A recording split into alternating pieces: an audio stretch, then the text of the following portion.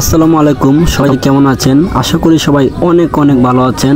আজকে আমি আপনাদেরকে দেখাবো সুনামগঞ্জ জেলার শাল্লাতানা উপজেলার শশাকান্দা একটি গ্রামে ভয়াবহ প্রাকৃতিক দুর্যোগ দেখা দিয়েছে, যেটা আপনাদের কাছে বন্যা নামে পরিচিত। দিরাজ শাল্লার মানুষ অনেক কষ্ট দুঃখে দিন কাটাচ্ছে এবং কি তাদের বাড়ি ঘর রক্ষা করার জন্য সাধারণ মানুষ অনেক কষ্ট করে তাদের বাড়ি ঘরে আড়ি দিচ্ছে, তাদের বাড়ি ঘর টিকানোর জন্য। এবং কি অনেক মানুষ আছে যারা ইতিমধ্যেই তাদের বাড়ি ঘর ত্যাগ করে শিক্ষা প্রতিষ্ঠানে আশ্রয় নিয়েছে। এবং কি অনেক বাচ্চারা আছে পানি দেখার জন্য তারা একটু পরপর ঘর থেকে বের হয়ে যায়।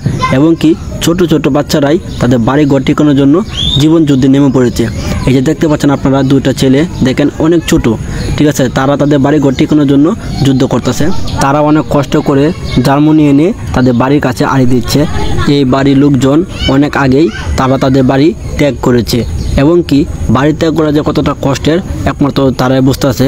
এই যে দেখতে পাচ্ছেন আপনারা, পানির উপর দিয়ে একটা গ্রাম ভাসছে। এটাই হচ্ছে আমাদের সুনামগঞ্জ জেলার শাল্লাতানা উপজেলার শশাকান্দা একটি গ্রাম, যেখানে হাজার হাজার মানুষ তাদের ঘর বাড়ি ত্যাগ করে দুঃখে কষ্টে তারা দিন কাটাচ্ছে।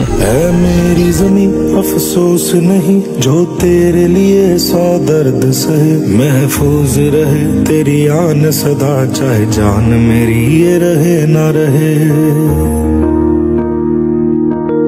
मेरी ज़मीं महबूब मेरी, मेरी नस नस में तेरा इश्क बहे, फीका ना पड़े कभी रंग तेरा जिस्मों से निकल के खून